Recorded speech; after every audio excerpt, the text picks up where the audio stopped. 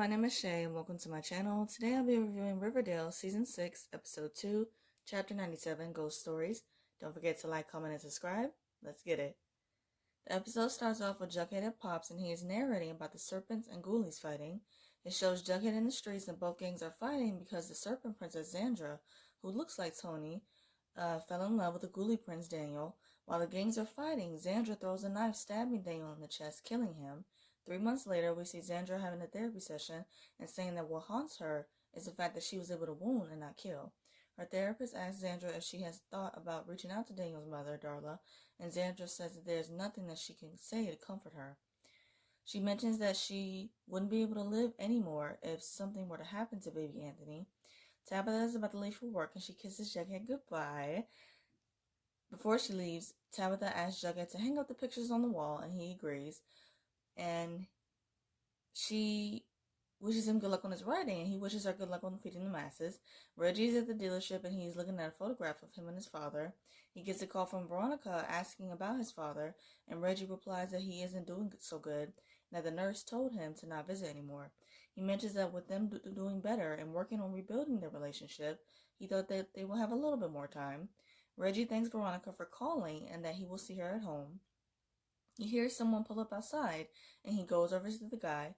The guy has the same car that Reggie had in high school, and he immediately wants to purchase it from the guy for double the price and in cold hard cash.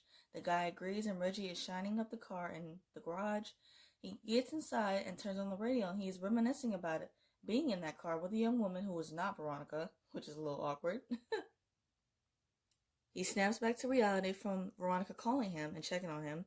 Reggie lies and says that he has been caught up with some paperwork and says that he will be home eventually. Tabitha comes home and Jughead has not hung up the pictures. He apologizes and promises that he will do it tomorrow. Tabitha says that it's all good and she does it herself. When she hammers the nail into the wall a little too hard, creating a hole, both Jughead and Tabitha notice that there is a draft coming through that hole. They break down the wall to find a room of scotch bottles with ships inside them. Jughead wants to turn that room into a space where he can get his writing done. Reggie comes home and he is apologizing for him smelling and says that he's going to take a shower. And Veronica looks suspicious. A black feather comes out of the lake and she passes by the Riverdale sign.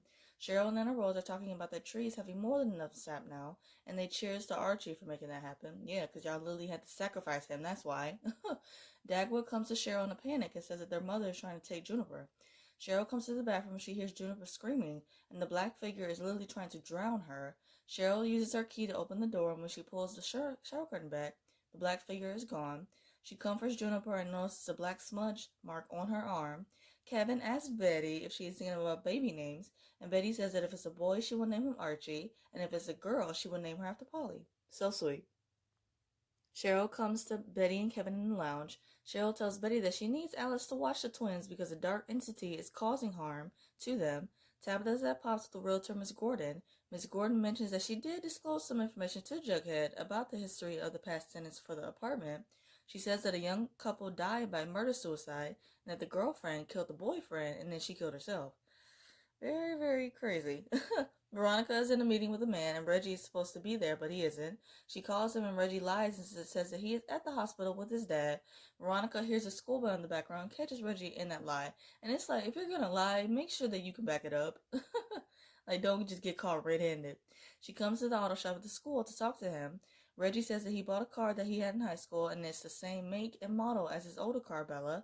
He mentions that when his father gave him the keys to that car, it was the greatest day of his life. He says that he just wanted to relive those good memories. Veronica questions Reggie why he brought the car there instead of to the Pembroke, and Reggie replies that the car needed some tuning up, along with some TLC. Veronica says that she could use some TLC, and Reggie says that he has this crazy idea.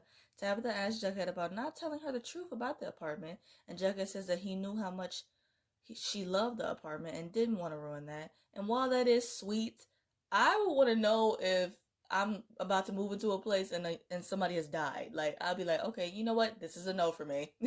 I'll move it on. He says that he also wants to write about the couple. The woman hit the man over the head with the hammer and that she hung herself.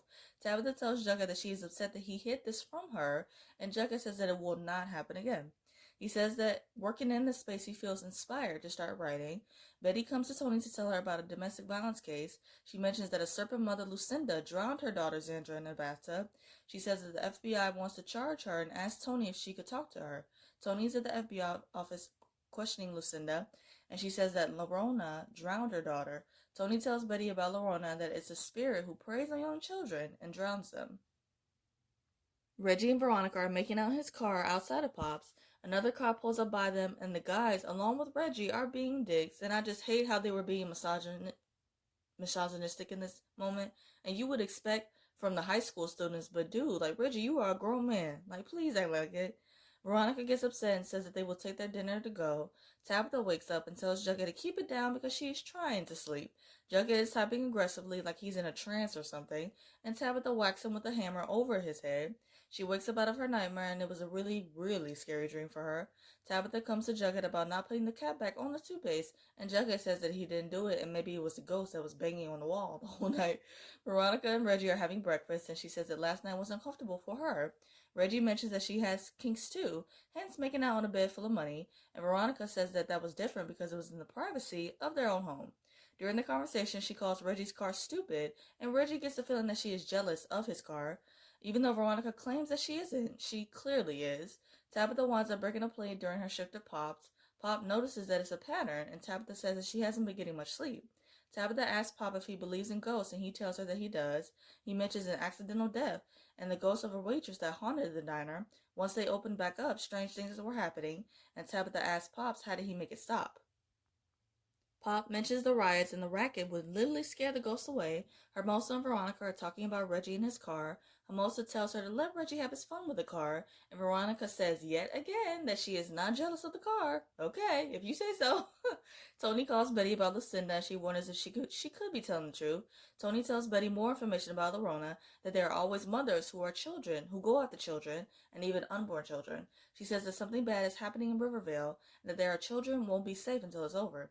Tabitha comes home and Jughead tells her that it took him a while to figure it out, but how to get the ship in the bottle. She is shocked to learn that this is what he's been doing all day, and Jughead says that it's helping to fix his creative lack. Tabitha sees the scotch is missing from the bottles, and Jughead says that he found those bottles empty behind the white worm. He reassures her that he is not drinking again, and that he knows he's ready to start writing. Lorona comes to Betty in the middle of the night while she is sleeping, and she puts her hand on her belly, hearing the baby's heartbeat. Lorona disappears, and Betty wakes up and she sees a huge black stain on her shirt. Tabitha puts a carton of milk in the fridge, and Archie's missing persons report is on the side of it. She finds a hammer in the fridge. Jughead says that he found his inspiration, that he's finally ready to start writing. Tabitha tells him that that's great and asks if he can read it. He says that he doesn't really like people reading his drafts, but promises that once it's finished, she can read it. Veronica's in Reggie's car and she pulls the sun visor down, and out falls a photo. The photo is of a woman, and on the back of it is a message that reads, "Whenever you need a shoulder to cry on, XOXO."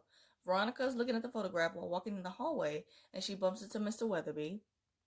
The woman was Isabella, and she was a driving instructor, and she had some inappropriate relations with some male students. Toni is in her class grading papers when she sees something dripping from the ceiling. She rushes out of the room and sees Lorona in the hallway, and she pulls a fire alarm to get everyone out and grabs an axe. Kevin comes out of his class and asks Toni what the heck is going on. Betty's with Dr. Colonel Jr. He tells her that from the sonogram, she is no longer pregnant. Betty says that can't be true because she took a test that said she was pregnant. And also, Dr. Colonel said that she was. Dr. Colonel says that the hysterical pregnancies manifest same conditions as actual pregnancies. Betty calls Toni and says that she believes her now and that she is going to help Lucinda. Tabitha and Betty are catching up, and Tabitha mentions that living together with Jughead is a little intense. Betty says that it's a rare signing to read his early drafts and that he wanted her to read his stuff in his rawest form. Tabitha lies and says that she reads them too, and you can tell that she's feeling kind of way about that. Toni is with a social worker, and she tells her about an anonymous claim she got from someone about baby Anthony. As she is talking to the social worker, Lorona is in the room by his crib. Baby Anthony starts screaming, and Toni rushes in the room with the social worker, and baby Anthony is on the floor. Reggie comes to the garage to find his car smashed, and Veronica has no remorse. Veronica says that she did this because she learned who Bella really is. She says that she was an adult and that she took advantage of him, and that his obsession with this car is toxic. Reggie says that they never did anything and that she was the only adult he could trust because he opened up to her about the abuse he was getting from his dad at home. Reggie is emotional and says that he was late because his dad died 20 minutes ago at the hospital. Veronica comes to Reggie and she comforts him, saying that all they need is each other. Betty is going over Lorana's route with Toni and Fangs on a map. Toni tells Fangs to take baby Anthony to the White Worm for protection while she goes to visit Cheryl to talk to the ghost. Reggie and Veronica are having dinner and she tells him that she handled all the funeral arrangements. Reggie thanks her and Veronica surprises him with keys to a new car. He thanks her for that as well.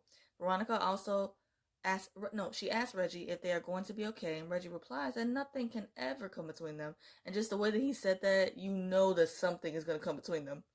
Cheryl, Nana Rose, Toni, and Betty are together, and she is summoning the spirit of Lorona. They all join in chanting, and there's a lot of thunder, and then Lorona is behind Nana Rose, and she takes over her body. She says that her name was Martha Mallon, that she was a nurse. She said that the town blamed her for the loss of their children, and accusing her of being a witch. She says that the people dragged her, along with her children, to Sweetwater River and weighed them down with rocks that they eventually drowned. She says that after she became what she is now, Nana Rose starts to spit and choke on water, and Cheryl tells them to not break the circle until they get the information. Cheryl wants to know who summoned her, and Nana Rose says that it was Darla, Daniel's mom. Toni realizes that it's the son who she killed, and that she's the reason why Lorona is doing this. But I thought in the beginning that was someone else who looked like Toni but wasn't Toni, but it actually was Toni, so okay. I was a little bit confused. Jughead comes home and Tabitha is drinking. He sees her reading his story. They go back and forth and have this heated argument about it. Tabitha smashes the bottles along with Jughead's typewriter. She picks a hammer and looks at herself in the mirror reflection, and she sees a girlfriend who used to live there. She immediately drops it and says that they are not like that couple who used to live there. She tells Jughead that she loves him and that she has been waiting to say that for a while. Jughead says the same, and he tells Tabitha that he loves her too, and they kiss. And I just love how even after this heated fight between the two of them, it didn't even matter anymore, and that they just expressed their love for one another. So, I love that so much. After they kiss, the door shuts, and they both realize that the ghost has left because they scared them away. Betty comes with Toni to visit Darla, and she is at Daniel's grave. Toni sincerely apologizes, and Darla says that Danny was all that she had left because she lost her other sons.